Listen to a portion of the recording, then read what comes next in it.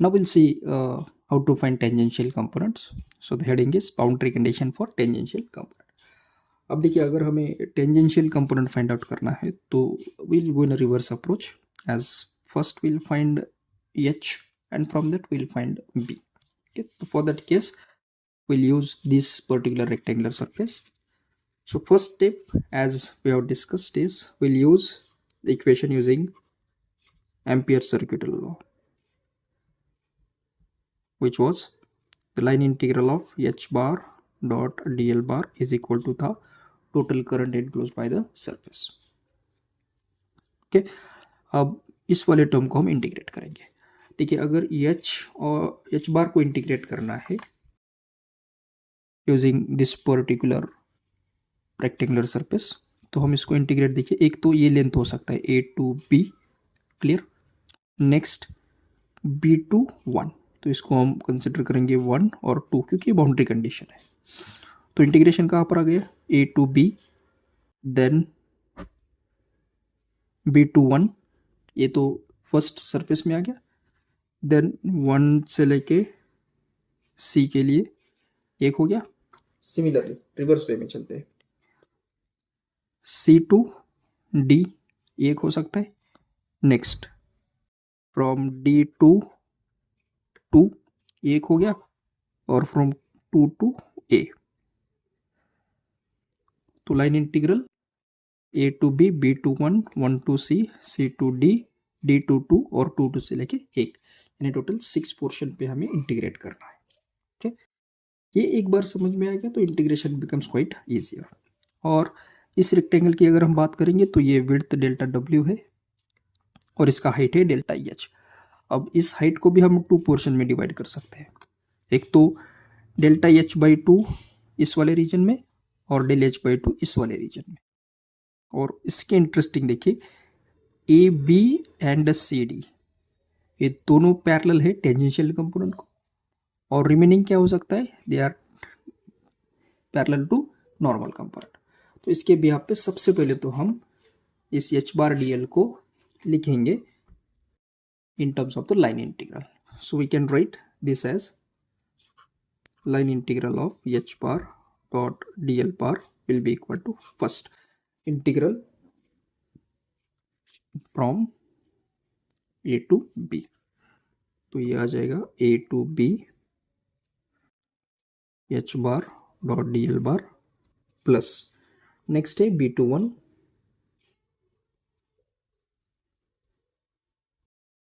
plus we have 1 to c h bar dot dl bar plus, अब हम bottom portion पे c to d h bar dot dl bar plus we have d to 2 और finally from 2 to a h bar dot dl bar, और ये total हो जाएगा current I. तो इस वाले टर्म को हम डिटरमाइन करेंगे. इसको डिटरमाइन करने के लिए देखिए हम क्या कर सकते हैं, first a to b integration. अब देखिए a टू b इंटीग्रेट करना है, यानी इसका जो डिफरेंशियल लेंथ है वो क्या आ जाएगा, डेल्टा w, और इसका जो कंपोनेंट है वो है पैरेलल टू टेंजेंशियल. इसके भी आप पे हम लिखेंगे as this is equal to, इसके लिए देखिए ये आ जाएगा h टेंजेंशियल 1 क्योंकि ये फर्स्ट मीडियम में है, और जो लेंथ है वो है डेल w, विड्थ दिया है, प्लस अब इस वाले के लिए चलते हैं फ्रॉम b टू 1. तो देखिए सर b टू 1 यानी ये भी है फर्स्ट मीडियम में, लेकिन इसका जो हाइट है, ये टोटल हाइट डेल्टा h है, तो इसका हाइट आ जाएगा डेल्टा h बाई 2, और इसका जो कंपोनेंट है वो अलॉन्ग क्या आ सकता है, नॉर्मल आ सकता है. तो ये हो जाएगा hn1 into delta h by 2. Similar next, ये तो हो गया b टू 1 के लिए. अब हम चलते हैं 1 टू c के लिए. तो इस वाले टर्म में चलते हैं सर. इस वाले टर्म में देखिए 1 टू c यानी ये है सेकंड मीडियम में, और तो इसका हाइट आ जाएगा अगेन डेल्टा h बाई 2, लेकिन ये सेकंड मीडियम में है तो इसका जो कंपोनेंट है, देखिए अगर मैं इसको एक्सटेंड करता हूँ तो एच एन टू आ सकता है, तो मैग्नीट्यूड है H N two into del H by two. Clear? तो ये 1 to C के लिए आ गया। नेक्स्ट है C to D। तो देखिए ये वाला टर्म C to D। अब देखिए C to D यानी ये सेकेंड मीडियम में है और ये पैरेलल है टेंजेंशियल कंपोनेंट के, तो इसको हम लिखेंगे as H tan 2 into delta W। अब बात करेंगे साइन की, तो देखिए A to B यानी इस वाला मूवमेंट था, अब हम मूव करें C to D यानी कि इन दोनों का डायरेक्शन अपोजिट है। So this is minus H tan 2 del W। Okay, अब नेक्स्ट फ्रॉम D to 2, तो देखिए फ्रॉम D to 2, अब D to 2 यानी सेकंड मीडियम में है, सेकंड मीडियम में है तो हम लिखेंगे Hn2 into height delta H by 2, लेकिन इसका डायरेक्शन अपोजिट है तो ये आ जाएगा minus Hn2। Similarly last term जो है वो है 2 to A। तो देखिए 2 to A जो है वो फर्स्ट मीडियम में है, तो इसको हम लिखेंगे minus Hn1 into delta H by 2, क्योंकि इन दोनों का डायरेक्शन अपोजिट है और इन दोनों का डायरेक्शन भी अपोजिट है। सिमिलरली इन दोनों का डायरेक्शन अपोजिट, तो जो टर्म्स कैंसिल हो सकते हैं वो देखिए ये और ये कैंसिल और ये भी कैंसिल हो सकते हैं। So we are left with H tan 1 del W minus H tan 2 into delta W। अब अगर हम बात करेंगे कि इस वाले सरफेस पे करंट कितना फ्लो होता है, क्योंकि मैग्नेटिक फील्ड है तो एक तो ये कंडक्टिंग मटेरियल हो सकता है या फिर इंसुलेटिंग मटेरियल हो सकता है। अगर ये कंडक्टिंग मटेरियल है तो सरफेस पे, यस, बाउंड्री कंडीशन के सरफेस पे जो भी करंट हो सकता है उसको हम एज्यूम करेंगे एज के बार। के बार क्या होता है? It is nothing but a surface current normal to the given components. तो इसको हम लिखेंगे के बार इंटू डी डब्ल्यू, या फिर मैग्नीट्यूड में सिंपली लिखेंगे के, तो ये आ जाएगा K into D W is equals to H tan 1 minus H tan 2। ये कहाँ से आ गया? तो देखिए ये complete integral is equal to था करंट आई। करंट कौन सा है? ये वाला, सो इसको हमने लिखा है के इंटू डी डब्ल्यू। तो फाइनली हम लिख सकते हैं del W is equal to H tan 1 minus H tan 2 into D W.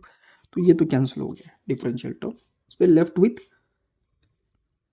H tan 1 minus H tan 2 is equal to K.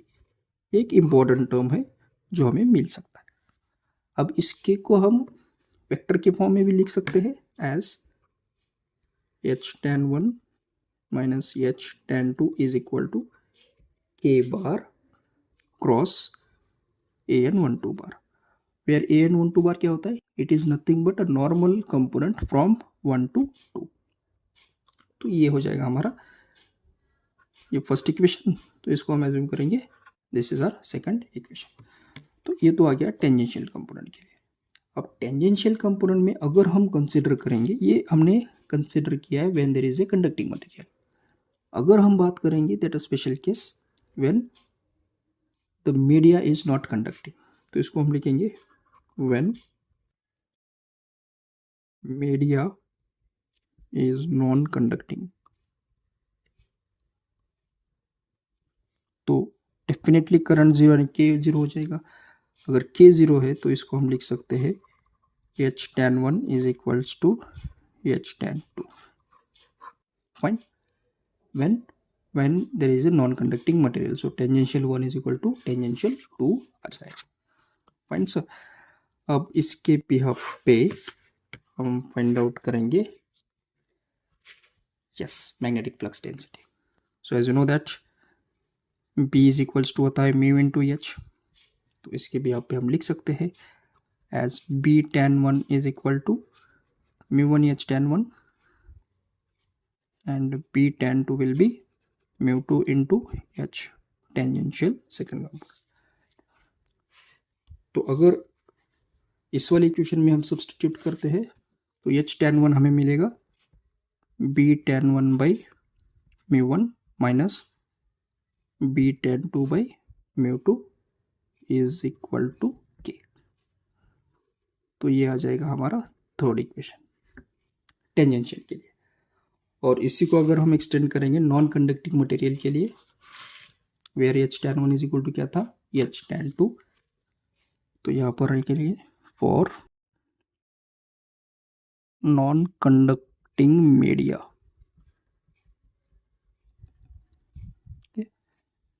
तो एच tan 1 यानी है b tan 1 by mu 1 is equal to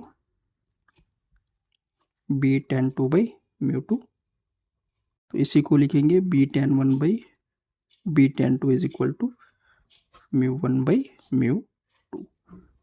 this will be our fourth equation and this is non conducting medium. Okay, तो ये तो हो गया हमारा tangential component of H, tangential component of P. अब इसी टर्म को हम एंगल में भी रिप्रेजेंट कर सकते हैं, क्योंकि जब मैग्नेटिक फील्ड जो है वो पास हो रहा है from one medium to another medium, तो एक टेंजेंशियल कंपोनेंट था, एक नॉर्मल कंपोनेंट है, तो there must be some dispersion, जिसको हम एंगल में रिप्रेजेंट करते हैं। तो let's draw for this. So let's consider this is the boundary condition, और ये हम assume करेंगे this is second medium, ये हम assume करेंगे first medium। So ये हम assume करेंगे B2 bar। So whenever it is passing from this medium and entering to the first medium, तो possibility क्या हो सकता है, ये हम सबसे पहले तो नॉर्मल ड्रॉ करके लेते हैं। तो पॉसिबिलिटी क्या हो सकता है, तो there must be some variation, ये कुछ इस तरह से भी आ सकता है। इसको हम लिखेंगे B1 बार। अब ये फर्स्ट मीडियम है तो ये नॉर्मल यानी BN1 हो जाएगा, ये हो जाएगा BN2। तो ये जो एंगल है वो हम कंसिडर करेंगे अल्फा 1, और ये वाला एंगल हो जाएगा alpha 2। So alpha 1 is the angle made by B1 with the normal, और अल्फा 2 है angle made by B2 with the B normal. तो इसको अगर हम वेक्टर एडिशन करेंगे तो ये टेंजेंशियल कंपोनेंट इसी तरह से ये हो जाएगा B टेंजेंशियल 2। अब इसका डायरेक्शन देखिए, अगर ये B नॉर्मल 1 है और ये है, तो ये इसका डायरेक्शन आ जाएगा। Similarly this will B its direction, because ये इस डायरेक्शन में जा रहा है, तो ये और ये इस डायरेक्शन में आ सकता है। तो इसके भी आप पे सबसे पहले तो हम मीडियम 1 के लिए लिखेंगे as tan alpha 1 is equal to, tan alpha 1 is equal to क्या हो सकता है, B tan 1 by B normal 1, और tan अल्फा 2 यानी B tan 2 by B normal 2। तो हमें तो ये इक्वेशन पता है, इसमें लिखने के लिए क्या कर सकते हैं, we can divide this with this equation. So when I divide this two equations,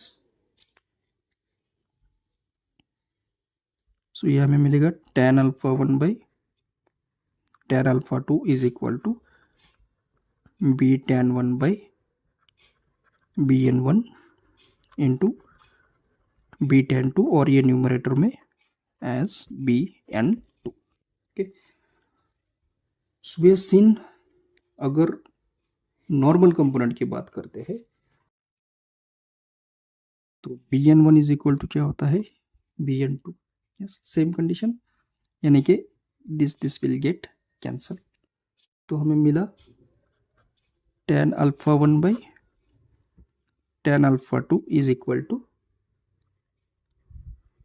B tan 1 by B tan 2। Okay, अब B tan 1 by B tan 2 क्या था हमारा, μ1 बाई μ2, तो ये भी मिल सकता है μ1 बाई μ2। ओके, तो ये इक्वेशन हम कंसिडर कर सकते हैं in terms of the angles, tan alpha 1 by tan alpha. Okay, so dear students, this is all about the magnetic boundary condition to find normal components and to find the tangential components. So I hope you understood this particular point. Thank you.